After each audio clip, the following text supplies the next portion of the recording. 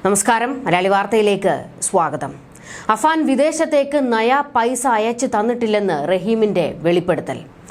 അഫാൻ ഇതുവരെ പോലീസിന് മൊഴി കൊടുത്തിരുന്നത് തന്റെ ബൈക്കും ഫോണും എല്ലാം വിറ്റ് കടം വീട്ടുന്നതിന് വാപ്പയ്ക്ക് അയച്ചു കൊടുത്തു എന്നാണ്. എന്നാൽ ₹1 ആ ഇനത്തിൽ തന്റെ കയ്യിൽ കിട്ടിയിട്ടില്ല എന്ന് റഹീം വെളിപ്പെടുത്തുന്നു. വാപ്പയെയും ചതിച്ചിരിക്കുകയാണ് ഇപ്പോൾ അഫാൻ. അതിന്റെ കൂടുതൽ വിവരങ്ങളാണ് പുറത്തേക്ക് വന്നിരിക്കുന്നത്. താൻ കുടുംബവുമായി നിരന്തരം ബന്ധപ്പെട്ടിരുന്നു. അഫാനുമായി ഫോണിൽ സംസാരിക്കുമായിരുന്നു. നടന്നതെന്തെന്ന് പോലീസ് കണ്ടെത്തട്ടെയെന്നും ഭാര്യ ഷമീനയുടെ ആരോഗ്യനിലയിൽ പുരോഗതിയുണ്ടെന്നും അബ്ദുൾ റഹീം പറഞ്ഞു. വെഞ്ഞാറമൂട് കൂട്ടക്കൊലയുടെ കാരണം സാമ്പത്തിക ബാധ്യതയാണെന്നായിരുന്നു പോലീസിന്റെ കണ്ടെത്തൽ. 65 ലക്ഷത്തോളം രൂപ കടമുണ്ടെന്നായിരുന്നു പ്രതി അഫാൻ പോലീസിനോട് പറഞ്ഞത്. എന്നാൽ 65 ലക്ഷം രൂപ കടബാധ്യതയുള്ളത് തനിക്കറിയില്ലെന്നും ബാങ്ക് ലോണും മറ്റ് കടങ്ങളും ഉൾപ്പെടെ 15 ലക്ഷത്തിന്റെ ബാധ്യത മാത്രമാണ് നാട്ടിലുള്ളതെന്നും അബ്ദുൾ റഹീം പോലീസിനോട് ഇപ്പോൾ വെളിപ്പെടുത്തിയിരിക്കുന്നത്. തനിക്കുണ്ടായ സാമ്പത്തിക ബുദ്ധിമുട്ട് ഒരു തരത്തിലും മകനെ അറിയിച്ചിരുന്നില്ല എന്നും റഹീം മൊഴിയിൽ പറയുന്നുണ്ട്. സാമ്പത്തിക ഇടപാടുകളെക്കുറിച്ച് കൂടുതൽ വിവരങ്ങൾ തേടാൻ അബ്ദുൾ റഹീമിന്റെ മൊഴി വീണ്ടും പോലീസ് രേഖപ്പെടുത്തും. മകൻ ആക്രമിച്ച വിവരം മറച്ചുവെച്ചാണ് അഫാന്റെ അമ്മ ഷമീന മജിസ്ട്രേറ്റിന് മുന്നിൽ മൊഴി നൽകിയിരിക്കുന്നത്. കട്ടിലിൽ നിന്ന് വീണ് പരിക്കേറ്റതാണ് എന്ന് ഈ മൊഴി ഇവർ ആവർത്തിച്ചുകൊണ്ടിരിക്കുകയാണ്.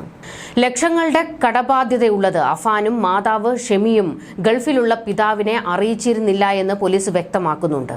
ചിട്ടിയിലും പലിശ ഇടപാടിലും സ്വർണം പണയം വെച്ചുമൊക്കെയാണ് 65 ലക്ഷം രൂപയുടെ കടബാധ്യത ഉണ്ടായതെന്നും പോലീസ് വ്യക്തമാക്കുന്നുണ്ട്. ഇതെല്ലാം അഫാൻ ഉണ്ടാക്കി വെച്ച കടങ്ങളാണ്. അഫാന്റെ മൊഴി പ്രകാരം കടബാധ്യത കൊണ്ടാണ് കൊലപാതകം നടത്തിയത് എന്നായിരുന്നു. എന്നാൽ റഹീമിന്റെ മൊഴിയെടുത്തതോടെയാണ് പോലീസ് ആകെ വലഞ്ഞത്. ആര് പറയുന്നതാണ് സത്യം എന്ന തലവേദനയായിരുന്നു പിന്നീട് പോലീസിന്. എന്നാൽ കടത്തിന്റെ കണക്കും രേഖകളും അടക്കം റഹീം നിരത്തിയതോടെ പോലീസിന് ബോധ്യപ്പെട്ടു അഫാനാണ് പഠിച്ച കള്ളനെന്ന്. റഹീമിന്റെ മൊഴികൾ സത്യസന്ധമെന്ന് പോലീസിന് ബോധ്യപ്പെടുകയും ചെയ്തു.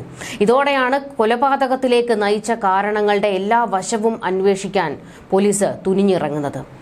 അഫാന്റെ കുടുംബവുമായി സാമ്പത്തികമായ ഇടപാടുള്ളവരുടെ മൊഴികൾ പോലീസ് രേഖപ്പെടുത്തിയിരുന്നു. ഇതിൽ നിന്നാണ് കടബാധ്യത പോലീസ് സ്ഥിരീകരിച്ചത്. 15 ലക്ഷം രൂപയുടെ കടമാണുള്ളതെന്നും അത് താൻ തന്നെ പരിഹരിക്കുമായിരുന്നു എന്നുമാണ് റഹീം പറഞ്ഞിരിക്കുന്നത്.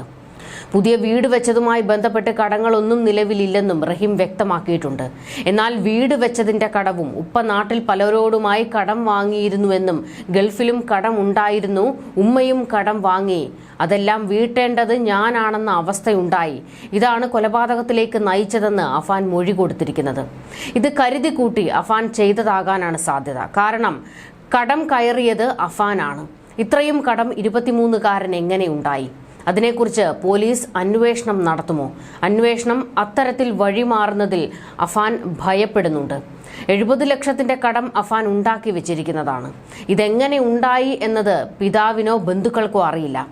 പോലീസ് അന്വേഷണം ശക്തമാക്കുന്നത് ഈ വഴിക്കാണ്. എന്നാൽ പോലീസ് അന്വേഷണം വഴിതെറ്റിക്കുന്നതിന് വേണ്ടിയാണ് അഫാൻ വാപ്പയുണ്ടാക്കിയ കടമാണിതെന്ന് മൊഴി കൊടുത്തിരിക്കുന്നത്. അഫാൻ പറഞ്ഞതൊക്കെ വിശ്വസിച്ചു എന്ന മട്ടിലാണ് പോലീസ് ഇപ്പോൾ നിൽക്കുന്നത്. ഇയാളെ അനുനയിപ്പിച്ച് കാര്യങ്ങൾ ചോദിച്ചറിയുക എന്നതാണ് പോലീസിന്റെ നീക്കം. പോലീസ് പ്രകോപനപരമായോ വിരട്ടിയോ നിന്നാൽ അഫാൻ അന്വേഷണത്തോട് സഹകരിക്കില്ല. അതിന് ഇടയ്ക്കിടെ അഫ്സാനെക്കുറിച്ചുള്ള ചോദ്യങ്ങൾ പോലീസ് ആവർത്തിക്കുന്നുണ്ട്. ആ സമയങ്ങളിൽ അഫാനിൽ ചില ഭാവവ്യത്യാസങ്ങൾ ഉണ്ടാകുന്നു. മാനസിക പ്രശ്നങ്ങളൊന്നും അഫാൻ ഇല്ല എന്ന് പോലീസ് വ്യക്തമാക്കിയിട്ടുണ്ട്. എന്നാൽ ഈ കൊലപാതകങ്ങൾ നടത്തിയതിൽ ഒരു പശ്ചാത്താപവും അഫാനിൽ ഇല്ല.